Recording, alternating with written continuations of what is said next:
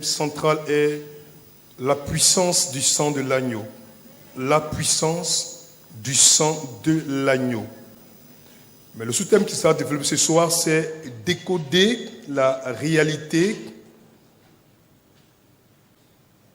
C'est décoder la réalité de l'homme portant la cruche d'eau dans le mystère pascal. Comment arriver à décoder la réalité de l'homme portant la cruche d'eau dans le mystère pascal. Alors, ce thème, ma foi, lorsqu'on le regarde et qu'on essaie de le comprendre, de le sonder, pour arriver vraiment à percer le mystère caché dans ce thème, on peut avoir l'impression que ce thème ne colle pas avec la dimension du mystère pascal, ce qui est faux. D'accord? Parce qu'on dit décoder la réalité de l'homme portant la cruche d'eau dans le mystère pascal. Vous allez comprendre plus tard, pour ceux qui seront là aujourd'hui jusqu'à la fin, qu'il y a un lien étroit, il y a un lien fondamental, un lien essentiel entre le mystère pascal, ou du moins la Pâque, qu'on appelle la Passover, c'est-à-dire passer au-dessus ou passer outre, et la capacité pour nous d'entrer dans le mystère de l'homme portant une cruche d'eau. Pourquoi un homme? Pourquoi nous parlons du mystère pascal? Et quel est le lien étroit entre les deux? Alors, pour comprendre ce grand mystère, pour arriver à mieux le sonder, vous savez que les Écritures sont complètement liées entre elles. Nous allons prendre la peine de revenir sur un message qui est lié à ce qu'on appelle la femme samaritaine. C'est quoi la femme samaritaine? Regardez. En Jean chapitre 4, verset 3, verset 19. Alors il quitta la Judée et retourna en Galilée, comme il fallait qu'il passât par la Samarie, il arriva dans une ville de Samarie, nommée Sychar, près du champ que Jacob avait donné à Joseph, son fils. Alléluia. Voyez-vous? Donc Christ arriva dans une ville nommée Sychar, dans la ville de Samarie, près du champ que Jacob avait donné à Joseph, son fils. Là, voyez-vous, là se trouvait quoi? Le puits de Jacob. Dis le puits de Jacob. Dis bien, le puits de Jacob. Dis la conviction, le puits de Jacob. Jésus, regardez, Jésus, fatigué du voyage, était assis au bord du puits. C'était environ la 6e heure.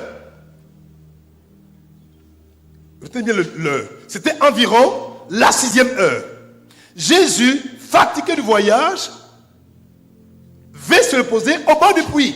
Alors, une femme de Samarie vint puiser de l'eau. Jésus lui dit, donne-moi à boire. Car ses disciples étaient allés à la ville pour acheter des vivres. La femme samaritaine lui dit, comment toi qui es juif, me demandes-tu à boire à moi qui suis une femme samaritaine? Les Juifs, en effet, n'ont pas de relation avec les Samaritains. Les Juifs, en effet, n'ont pas de relation avec les Samaritains. Jésus lui répondit, si tu connaissais le don de Dieu et qui est celui qui te dit, donne-moi à boire, tu lui aurais toi-même demandé à boire et il t'aurait donné de l'eau vive. Alors, il y a quelque chose qui m'interpelle là. Voici qu'il va s'établir un rapport de discussion, de communication, de causerie entre le Seigneur Jésus-Christ et une femme samaritaine qui, ma foi, va nous conduire dans l'un des plus grands mystères des Écritures. Je veux dire, c'est le plus grand de tous les mystères des Écritures. Vous allez comprendre plus tard. Et au moment où il parle, elle pose une question. Toi qui es juif, ne sais-tu pas qu'il n'y a pas de raison de communion, de communication entre nous, entre vous et nous les Samaritains? Et puis tu me demandes de l'eau à boire? Et j'essaie de lui répondre. Si tu savais qui était le don de Dieu et à qui tu parlais, c'est toi-même qui lui as posé la question, dit, donne-moi de l'eau à boire. Elle de lui répondre, verset 11. Seigneur, lui dit la femme, tu n'as rien pour puiser et le puits est profond. D'où aurais-tu donc cette eau vive? Tu n'as rien pour puiser. Tu n'as pas de seau. Le puits est profond. Et ce puits appartient à ma postérité, à Jacob, qui a donné à son fils Joseph. Et toi, tu es un juif. Tu n'as rien à voir à faire de la ville de Zichar, où moi je suis issu. Et puis tu me dis que tu as une eau qui est plus vive que la mienne. Question. D'où peut provenir cette eau? Il n'a rien pour puiser. Il n'a rien pour faire. Il n'a rien. Elle a un seau. Elle a une cruche. Au lieu de lui donner à boire, elle pose une question. Et alors qu'elle pose la question, elle donne une réponse qui l'amène elle-même à se demander qui est ce monsieur qui peut me parler de la sorte avec autant de sérénité, de certitude, de force et de puissance. Mais qui c'est?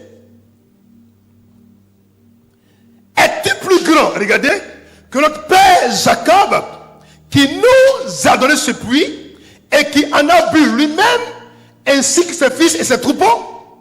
Donc, elle veut établir ici un rapport de grandeur entre l'auteur du puits, le donateur du puits, celui qui a octroyé le puits, et la personne qui ne connaît pas, qui lui parle ce matin, cet après-midi-là. Est-ce que tu es plus grand que lui? Regardez sa réponse. C'est énorme. Quand le Christ parle, c'est dingue. Jésus lui répondit, il n'a pas dit je suis plus grand ou il est plus grand. Non, Jésus lui répondit, quiconque boit cette eau aura encore soif. L'eau pour laquelle tu es sorti si tôt ce matin pour aller puiser, cette eau-là, si quelqu'un en boit, il aura encore soif. Il dit, mais celui qui boira de l'eau que je lui donnerai n'aura plus jamais soif. Pourtant, tu n'as pas de seau, tu n'as rien pour puiser, mais comment tu sais que ton eau peut étancher une soif de façon éternelle et définitive? Comment tu sais?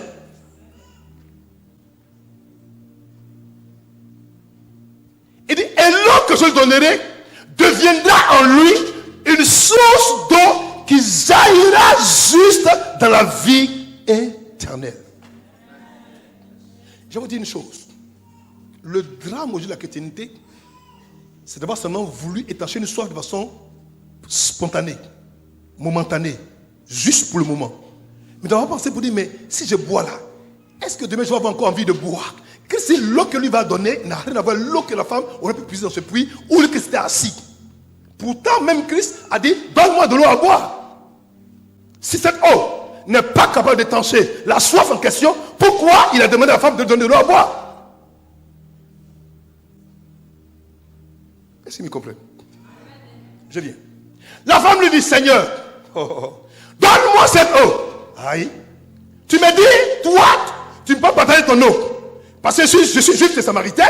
Maintenant, pourquoi maintenant je te parle de mon eau à moi? Je n'ai pas de seau, je n'ai rien pour puiser. Et toi, tu veux boire mon eau? Alors que toi, tu as refusé de me donner ton eau? De ton eau à mon eau. Quelle eau est eau?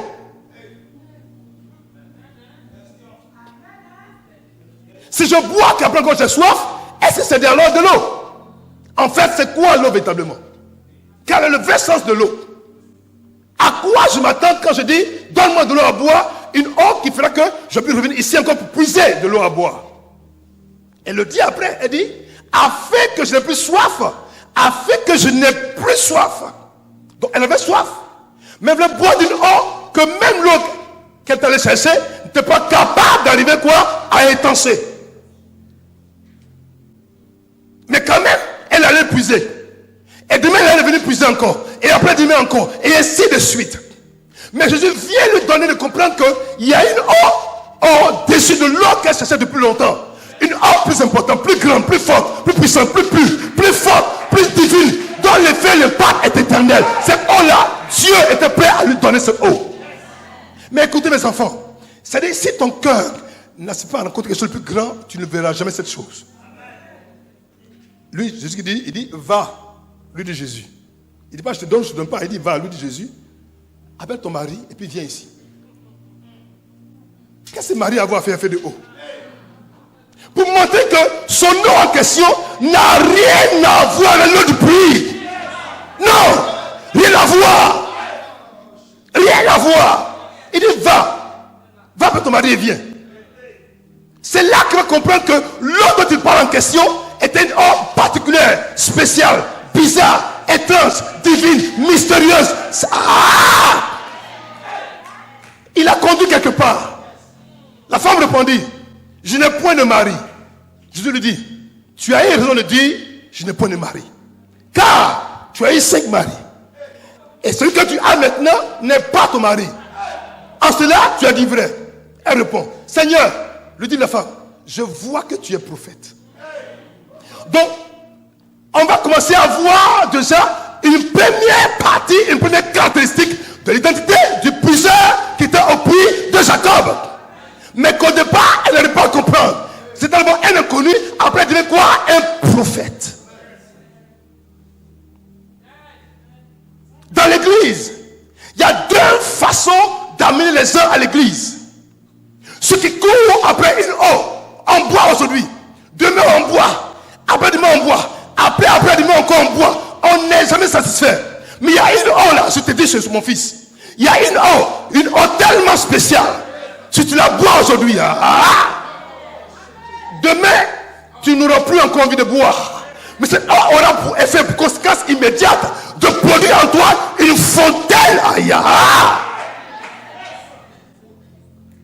Et cette eau première que la femme ce matin avait déjà, c'est l'eau de la parole prophétique. Aujourd'hui, tout le monde court après les prophètes. Prophète par-ci, prophète par-là. Il y a des hommes qui ont des sacs de prophétie sur leur dos.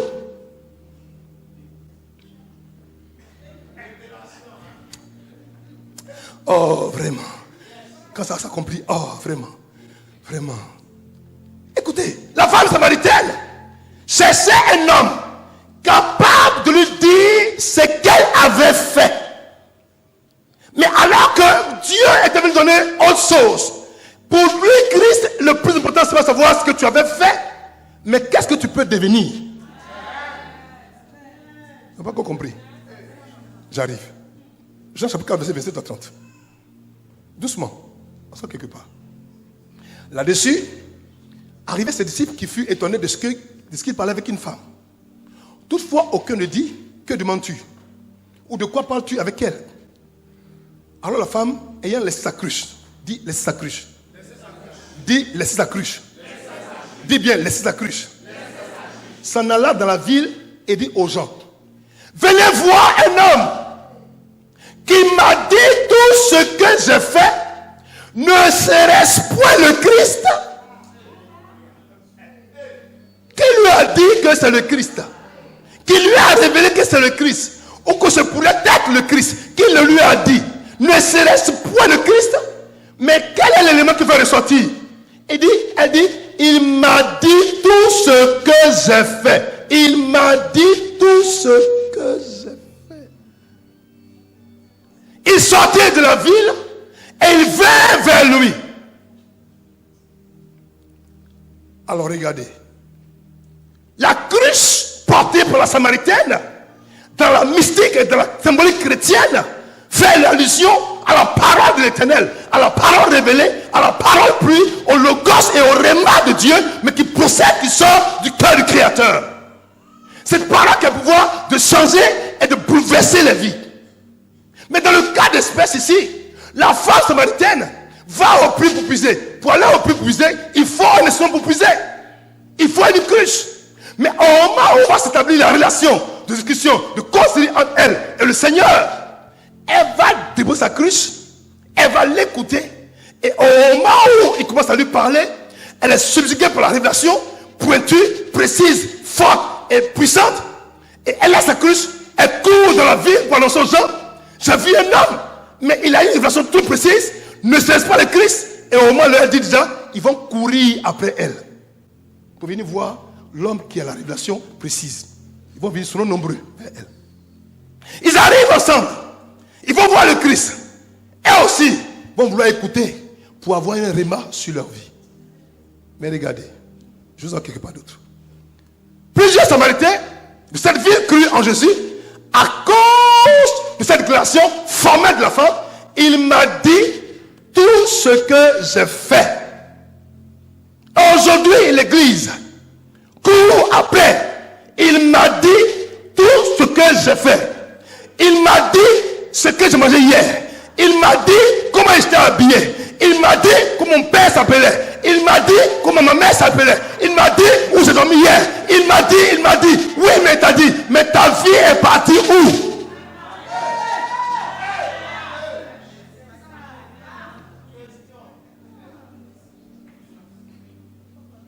Elle a laissé sa cruche. Là, elle se met la parole. Elle a oublié que la parole fait vivre. La parole donne la force. La parole déshydrate. La parole alimente. La parole fortifie. La parole purifie. La parole alimente. La parole construit. Elle a oublié, elle a déposé sa cruche. Il m'a dit tout ce que j'ai fait. Aujourd'hui, allez-y voir. Là où on dit Dieu m'a dit, ils sont nombreux, ils sont assis là-bas. Dieu m'a dit, Dieu m'a dit, Dieu m'a dit, Dieu m'a dit. Oui, c'est pas mauvais. Mais si Dieu t'a dit sans consistance, sans fondement, sans parole, sans équipement, c'est alors dangereux et dangereux et dangereux et dangereux. Les mêmes à qui on dit tous les jours continuent de courir d'un prophète A, un prophète B, un prophète B, un prophète C, un prophète D. Ils ont fait tout le prophète de Côte d'Ivoire, ils sont maintenant devant la Côte d'Ivoire. C'est l'erreur, c'est le type de l'église dont la vie aujourd'hui est liée par le prophète. Le prophète, le prophète et le prophète. Mais vous allez comprendre autre chose. Le Christ va lui montrer une voie par excellence. Donne-moi Luc, chapitre 22. On va en parallèle aujourd'hui. À partir du verset 7, verset 15. Luc, chapitre 22. Luc, chapitre 22, verset 7, verset 15. Regardez. Le jour de Pâques s'enlevait, où l'on devait immoler la Pâque arriva. Aïe! Le jour de Pâques s'enlevait, où l'on devait immoler la Pâque. La Pâque s'immole, la Pâque se tue, la Pâque s'égorge, la Pâque s'immole. C'est-à-dire qu'on immole, c'est-à-dire qu'on tue la Pâque. On dit le jour où l'on devait immoler la Pâque arriva. Et c'est en ce jour-là que Dieu, notre Père, le Créateur, va révéler un mystère particulier spécial. Et Jésus envoya Pierre et Jean. Dis Pierre et Jean. Non, dis bien Pierre et Jean. Dis bien Pierre et Jean. Il va Pierre et Jean en disant, allez nous préparer la Pâque. Ah! La Pâque doit être immolée. Mais il a dit d'aller préparer la Pâque. Pourtant la Pâque parle à Pierre et Jean d'aller préparer la Pâque. Ils n'ont pas compris. La Pâque parle à Pierre et Jean pour aller leur préparer la Pâque.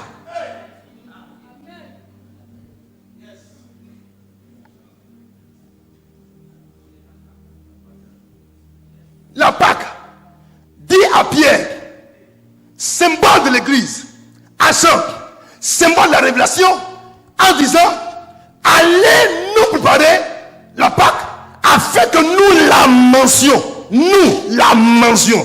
Je la mangerai et vous aussi vous la mangerez.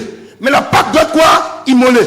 Mais c'est la Pâque qui parlait à Pierre, dans l'église, à Jean, la révélation pour dire, allez préparer quoi? La Pâque. Allez la préparer. Comprends-moi. Il va lui donner un autre mystère. Et il lui dit, oh, veux-tu que nous la préparions?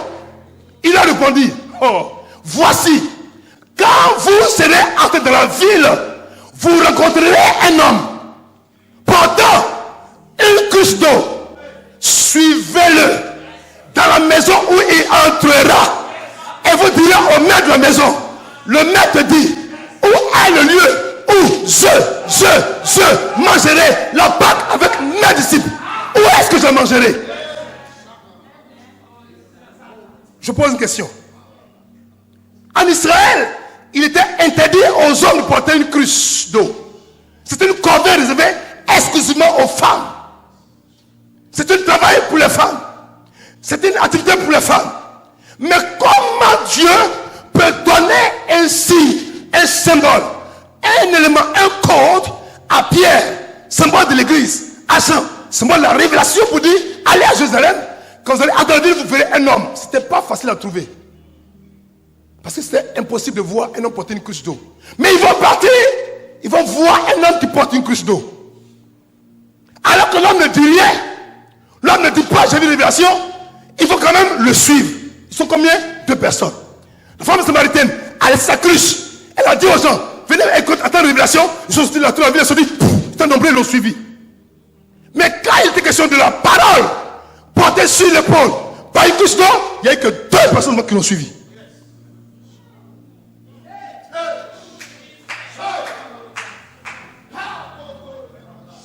Au moment où ils vont entrer, il dit, et ils vont entrer à une grande chambre haute, meublée. C'est là que vous préparerez la Pâque. Il partit et trouvait les choses comme il lui avait dit. Il préparait la Pâque. L'heure étant venu, il se mit à table et l'apôtre avec lui, il lui a dit, j'ai désiré vivement manger de Pâque avec vous avant de souffrir. Dis avant de souffrir. Dis avant de souffrir. Dis avant de souffrir. C'est triste, hein? Mais ce qu'il a dit, c'est le mystère de tous les mystères. En fait, il y a 2 catégories de chrétiens et 2 catégories de personnes qui cherchent Dieu aujourd'hui. Ceux qui sont prêts à entendre une bonne parole, une parole révélée, une parole précise, une parole puissante, une parole qui réjouit ton oreille et ton cœur et ton âme et ta chair. Et ceux qui sont prêts à ne rien entendre, mais qui par la foi vont obéir à l'ordre du maître pour dire, cherche un homme, mais pas n'importe quel homme, mais un homme qui a gardé son appel, qui porte toujours la cruche, laquelle se trouve quoi? De l'eau. Là où il y a l'eau, il y a Dieu. Là où il y a Dieu, il y a l'esprit. Là où il y a l'esprit, il y a toujours le miracle. Mes enfants, Dieu l'a dit, toi qui es Pierre, tu es l'église. Si l'église est liée à la parole de Dieu, elle ne faillira pas. Toi qui es Jean, qui est la révélation, cette révélation est comptable par Dieu, elle ne jouera pas. Assurez-vous, mes enfants, de ne pas laisser ces choses vitales sortir du canevas, du plan et du projet de votre vie. Auquel cas, vous êtes voués à la perdition et à l'échec. Pour preuve, quand la femme samaritaine a parlé aux autres, elle a dit quoi? Depuis, elle est plus de qui? De Jacob. Mais qu'est-ce que tu lui as répondu? Si tu bois encore, tu auras encore quoi? Soif. Aucune prophétie au monde ne pourra arriver à satisfaire le désir le plus ardent de ton cœur. Parce que les prophéties vont faire quoi? Elles vont cesser. Elles vont disparaître. Mais qu'est-ce qui ne va pas disparaître? La parole de Dieu.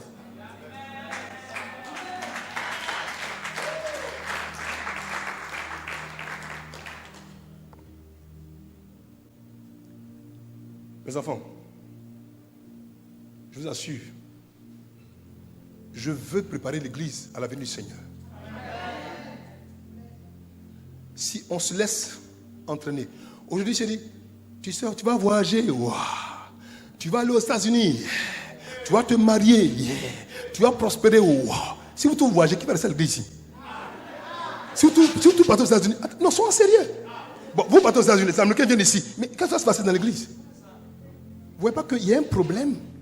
Il dit, n'aimez pas le monde et les choses qui sont dans le monde. Mais malheureusement, aujourd'hui, c'est dans l'église qu'on trouve plus les gens qui aiment le monde et les choses qui se trouvent dans le monde.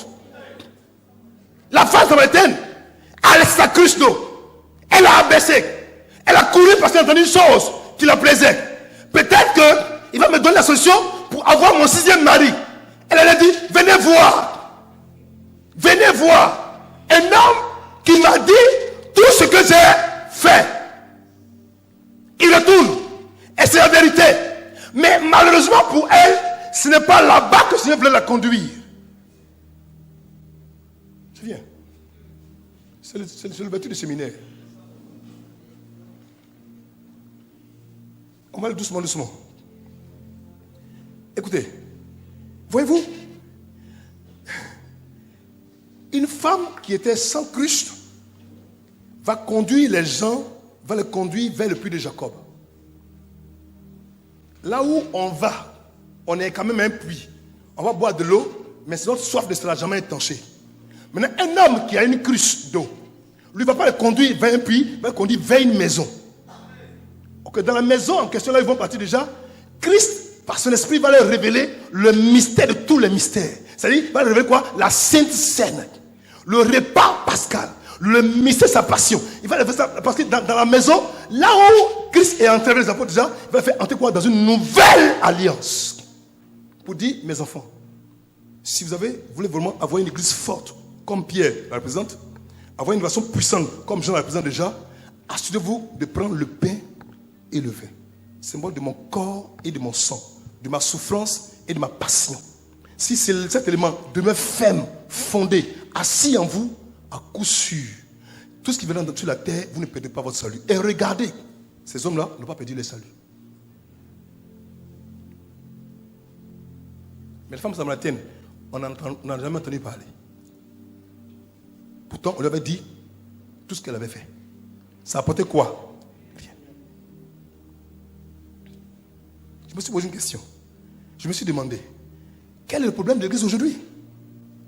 La prophétie est importante, c'est vrai. Mais si elle n'a pas un fondement scripturel, si elle n'est pas basée sur la parole de Dieu, si elle n'est pas contenue par les Écritures, si elle n'est pas balisée par les Écritures, cette prophétie n'aura aucun effet positif sur ton avenir, sur ton devenir. Je connais des gens à qui on a prophétisé des choses glorieuses, merveilleuses. Jusqu'à aujourd'hui, leur vie est restée quoi? Pareil. Mais l'homme, la cruche d'eau, n'a pas dit un mot, n'a rien dit. Il n'a pas fait de bruit, il n'a pas fait de publicité. Mais ils ont reçu l'ordre du maître pour dire, suivez cet homme. Ils ont obéi et cet homme les a conduits là où ils ont rencontré qui? Le Messie. En vrai. Et c'est sa dernière passion afin de monter au ciel. Et c'est là-bas qu'ils allaient apprendre quoi? À célébrer la Pâque. Je voudrais en voir quelque part d'autre. Regardez. Où est-ce que Moïse a rencontré Séphora? Au bord d'un puits. Où est-ce que Jacob a rencontré Rachel? Au bord d'un puits. Vous savez pourquoi cette femme-là, la Samaritaine, a manqué son mariage, son sixième mariage? Parce qu'elle a déposé sa cruche. Je n'ai pas compris. Georges, prends la Bible. Georges, prends la Bible. Georges n'est pas là. Prenez-moi la Bible. Georges 24, après verset 15. Je ne prêche pas beaucoup aujourd'hui. Hein. Je suis en train de faire le bâtiment de mon séminaire. Ce séminaire-là, ça va être pas bien du tout. Genèse 24.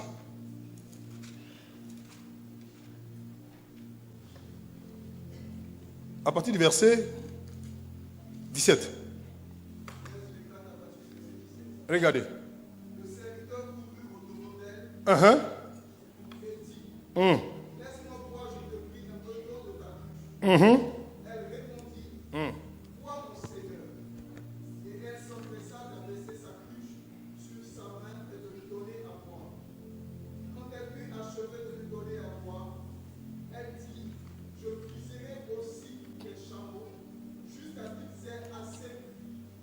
Et elle s'empressa de vider sa cruche de l'abreuvoir, et courut encore au puits pour puiser, et elle puisa tous les chameaux. L'homme la regardait avec étonnement. Il arrive avec quoi? Avec étonnement. Oh. Mes filles, je vais vous donner la solution à vos bouquins aujourd'hui. Vous savez pourquoi est-ce que nous ne sommes pas encore mariés? Vous savez pourquoi est-ce que jusqu'au jour où on n'est pas encore mariés? Et vous savez pourquoi est-ce que jusqu'à maintenant on n'est pas encore mariés? Parce que vous avez déposé votre cruche.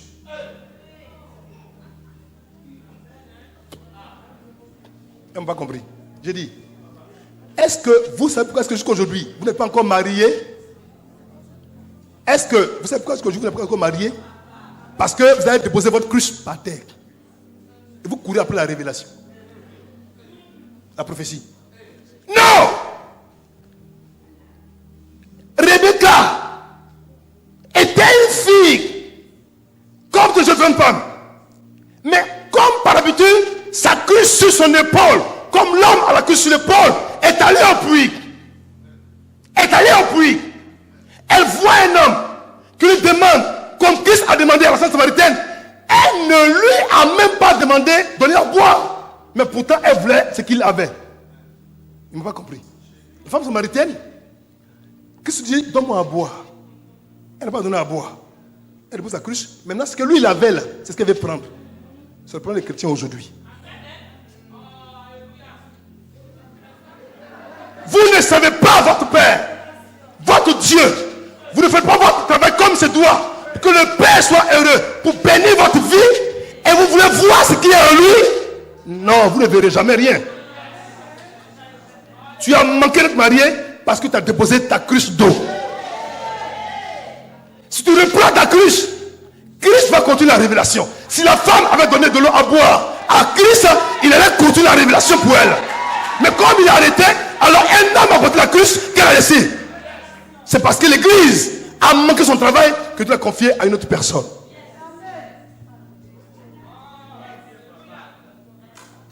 Pourquoi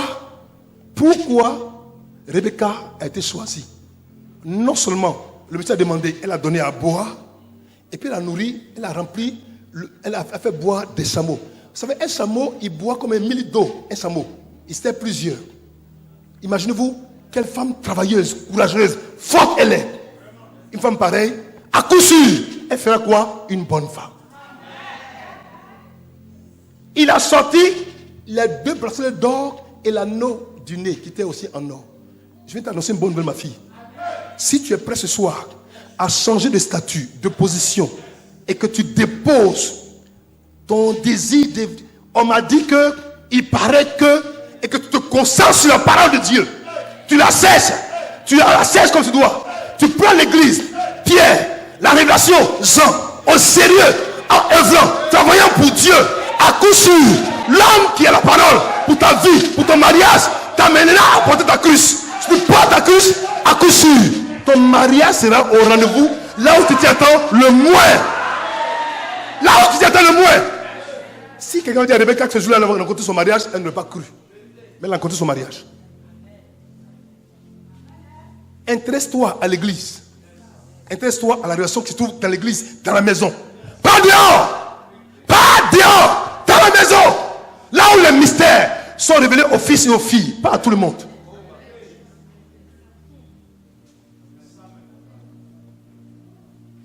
Parce que Dieu n'aime pas ses enfants, il vous aime, il vous connaît.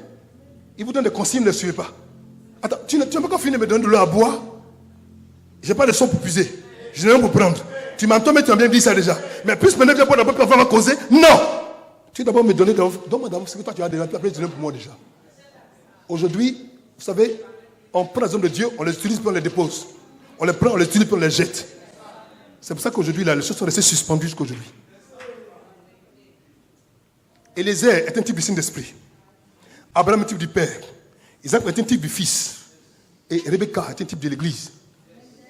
Si tu réponds à Dieu comme il se doit, et tu marches dans ses voies comme il se doit déjà, en obéissant aux prescriptions de l'Éternel, en faisant ce qui plaît à Dieu, il n'y a pas de raison que Dieu ne te visite pas.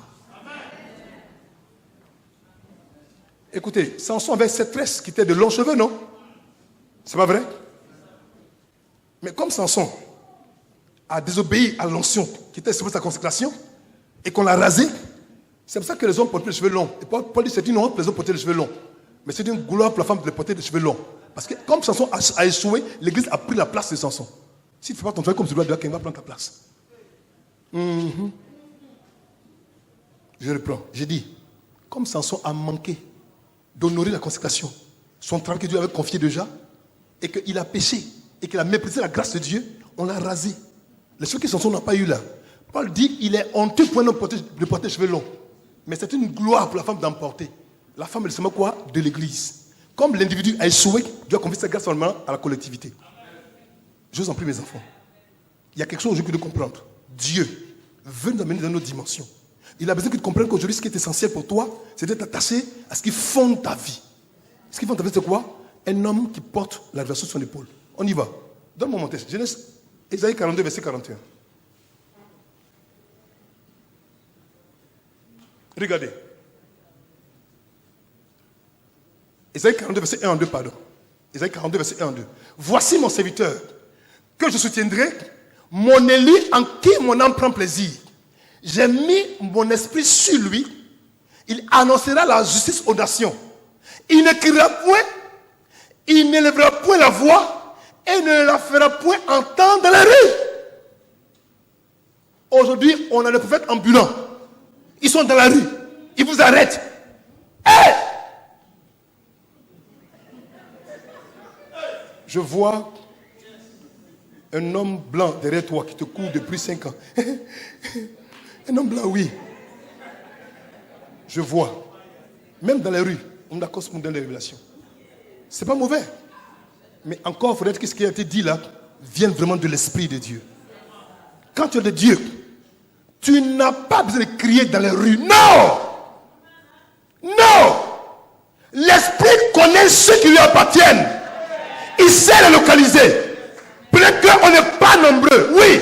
Mais ce que Dieu nous a donné est fort, puissant, glorieux, impénétrant. Et c'est ça que Dieu regarde. Lorsque le Seigneur va dire aux apôtres, en Jean 6, verset 54, pour dire, si vous ne mangez ma chair et ne veut mon sang, alors vous ne pouvez pas me suivre, vous n'êtes pas mes disciples, vous n'êtes pas la vie éternelle. Qu'est-ce qu'ils ont fait? Ils l'ont abandonné. Ils ont fait quoi? Ils l'ont abandonné. Pourtant, c'est le même Jésus qui a fait les mêmes miracles, les mêmes prodiges. Mais il a déposé une autre dimension de l'autre de la cruche, qui pour eux était tellement énorme qu'ils ont dit, et il n'est pas normal ce monsieur. Il ne nous dit pas des choses qui nous intéressent, qui nous plaisent, des choses qui sont intéressantes. Comment on va manger sa chair et boire son sang? C'est un cannibale. Et puis ils l'ont quitté, ils l'ont abandonné.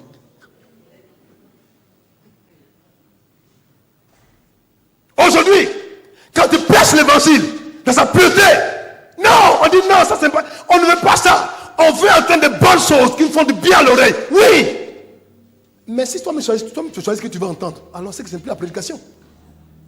C'est plus la parole de Dieu. C'est ta parole à toi. À toi. Oui, c'est ta parole à toi. Parce que c'est ce que tu vas entendre qu'on t'a donné d'entendre. Oh, Dieu te bénisse. Sois élevé. Sois prospère.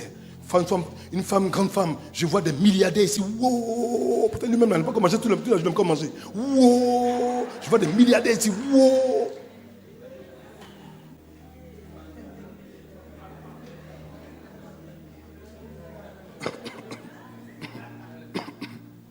Il portait la cruche sur son épaule. L'épaule symbolise quoi? Donne-moi Job 36, verset 31. Et prépare-moi le texte de Ésaïe 9, verset 5. Job 31, verset 36. Regardez. Job 31, verset 36.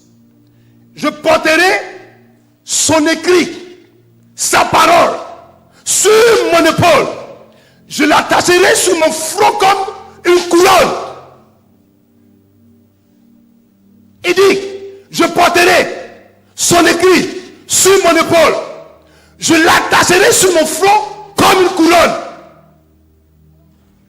Sur son épaule, il portait quoi? Son écrit. Quoi? Sa parole. Quoi? La révélation. Quoi? De l'église. Était quoi? Sur son épaule. Ne suis pas n'importe qui aujourd'hui, ma fille, mon fils. Suis un homme qui porte la parole vraie. Non seulement il prêche la parole vraie, mais la parole même, il apporte lui-même, elle est conforme à sa vie. Quand tu le regardes, tu dois voir la parole sur son épaule. Je vais vous donner un exemple simple. Regardez-moi.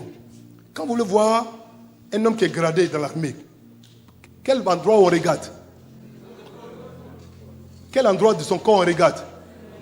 Il y a quoi à l'épaule? Il y a les quoi? Donc, il ne faut pas regarder sa tête, regarder ses pieds, il faut regarder son épaule. Il y a quoi sur son épaule?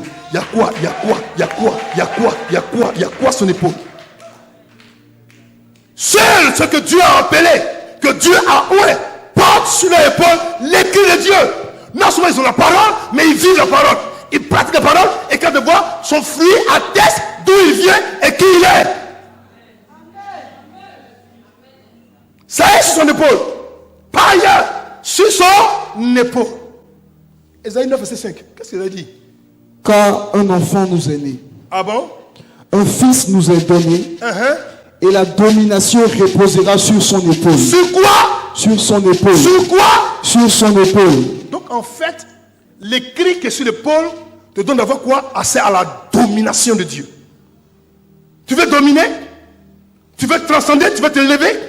Tu veux être fort et puissant? Alors, ne cherche rien d'autre.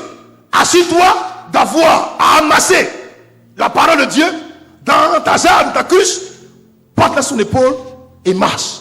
Avec elle, rien ne pourra s'élever contre toi. Parce que tu domineras. Est-ce qu'il me fait comprendre ce soir? Mais l'eau que l'on porte à la cruche, il a porté pour aller dans la maison. Mais en fait, ce que vous savez pas, c'est que lorsqu'on Israël, un homme vient dans une maison, la première chose qu'on demande de faire d'abord, c'est d'abord laver les pieds. Mais pourquoi on lave les pieds?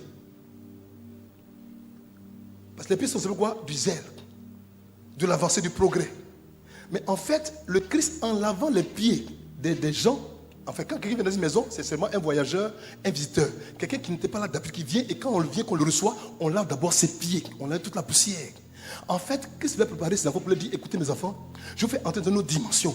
Oubliez la terre, parce que c'est ma dernière Pâque, ma dernière passion. Il dit, je vais venir manger la Pâque avant de souffrir. Souffrir, c'est-à-dire, la Pâque, c'est plus quoi? La transition pour quitter ce monde pour aller dans un autre monde. En fait, au moment où ils entrent tranquillement dans la maison de Dieu, et qu'il leur révèle le mystère de la Pâque, déjà, c'est pour dire, mes enfants, vous pensez que vous êtes de la terre, c'est faux. C'est de voyager sur la terre déjà, vous avez une patrie quelque part ou deux parties. Préparez-vous à partir. L'homme à la cruche introduit les apôtres Pierre et Jean dans une dimension pour leur dire, contrairement à ce que vous croyez déjà, ce n'est pas ce que vous pensez être, vous êtes déjà, mais préparez-vous pour le jour où vous allez partir. Donc dans la chambre haute, c'est là-bas qu'il révèle le mystère, il leur dit sa passion, qu'il va mourir, mais qu'il va rester le troisième jour, qu'il va revenir dans la vie, il va venir le prendre pour partir. Donc eux aussi, avant d'accomplir ce mystère, vont agir de la même manière que lui. Donc il va leur laver les pieds. Et Pierre dit, Seigneur, moi aussi mes pieds, dit, Pierre, si tu n'as pas tes pieds déjà, tu n'as pas de part avec moi. Il a dit ça, Pierre. Pierre dit, bon Seigneur, lave mes pieds, lave mes bras, lave ma tête, lave tout en même temps, Seigneur, lave tout. Je vais avoir de part avec toi. Il avait compris que ça, ce mystère déjà, je me détachais de la terre, j'enlevais la poussière de la terre, de là où je suis déjà, je me mettais dans une autre dimension, je me préparais maintenant à l'enlèvement, partir de ma patrie. La Pâque s'est passée au-dessus.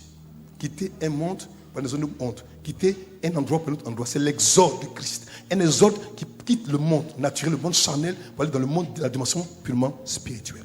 Dieu veut nous conduire dans une autre Pâque. La Pâque du Christ, la Pâque de la vie, la Pâque de la restauration, la Pâque de la victoire, la Pâque de la grâce, la Pâque de la transformation, la Pâque de l'excellence, la Pâque de la dimension de vie nouvelle. Christ préparait l'église déjà que sur d'autres. L'homme à la cruche était le symbole afin que l'église qui était persécutée vraiment ne soit pas ciblée, repérée et touchée. Christ ne veut pas véritablement comme il les déranger au moment où il allait communiquer le plus grand de tous les mystères qui étaient la Sainte Seine. Alors, seul un homme portant une cruche qui était parlé à l'époque, dans l'Israël, on dit que les enseignants, qui étaient une catégorie justement de juifs, qui étaient vraiment qui vivaient de façon en autarcie, avaient ce capacité de faire parce qu'ils ne se mariaient pas, eux peuvent porter des cruches. Mais c'est le cas d'espèce déjà, c'est un homme particulier. Il n'avait rien dit, et quand ils avaient donné l'information, au moins ils sont rentrés à Jérusalem, ils l'ont réparé, ils l'ont repéré, ils l'ont remarqué, ils l'ont suivi, et c'est parti exactement là où cela a été. Et la question que je me suis posée, c'est savoir, mais cette chambre haute appartenait à qui?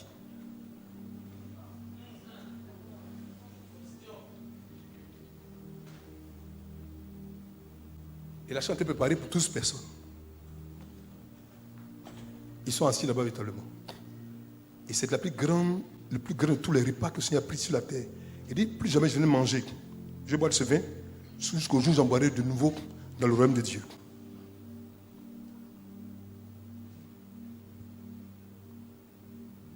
Quand on marche dans l'alliance de Dieu, on ne conduit pas 2 personnes seulement. Quand on marche en prophétie, il y a une foule qui nous suit. Prophète, prophète majeur, prophète supérieur, prophète majeur supérieur, prophète supérieur, majeur. On est nombreux. J'aime le prophète. Moi-même, je suis prophète. Mais je dis, il faut qu'il y ait un élément qui fait que sur son épaule, quelque chose doit être assis. Si c'est assis, à coup sûr, tout passe pour le mieux. Si tu agis comme Rebecca a agi, que tu ne laisses pas ta cruche, que tu as su de mettre une touche de l'eau dans ta cruche, ma fille, au moment où tu te rends compte, à un détour, le monsieur va te rencontrer, il va te marier. Non, ça c'est pas chose. Ça c'est clair, j'ai dit. Parce que la parole de Dieu va tout te conduire à faire ce qui plaît à Dieu. Et si tu fais ce qui plaît à Dieu, il n'y a pas de raison que Dieu ne t'envoie pas celui qui te plaît. Je reprends. J'ai dit, la parole de Dieu va te conduire toujours à faire ce qui plaît à Dieu. Et si tu fais ce qui plaît à Dieu, tu vas te rencontrer celui qui te plaît. Donc c'est plaît dans plaît.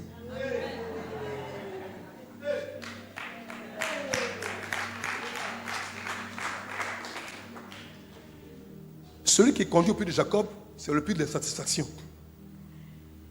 Et tout ce matin, c'est-à-dire que, écoutez, regardez, vous avez déjà vu quelqu'un dire qu'il y a une prophétie qui est satisfait de prophétie? Fais-nous confiance. Ils achètent toujours. Aujourd'hui, c'est pour son travail. Demain, c'est pour sa santé.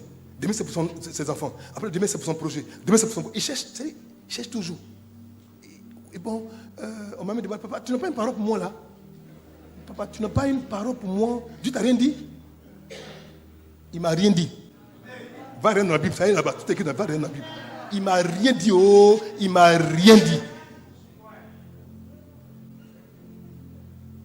Regardez, aujourd'hui, Dieu veut que nous marchions sur les Écritures. Et que dit l'Écriture? Elle dit qu'au moment où l'homme est rentré dans la chambre, ils sont assis déjà, ils sont préparés vraiment à faire quoi? La Sainte Seine, le repas pascal. Mais je vous ai dit tout à l'heure que c'est celui-même qui est la Pâque, qui a donné l'ordre d'aller préparer la Pâque. Ils allaient manger quoi? La Pâque. Donc, cette capacité de la Pâque qui parle de la Pâque, avec ceux qui vont manger la Pâque déjà, c'est de lui que je parlerai demain. Que Dieu vous bénisse.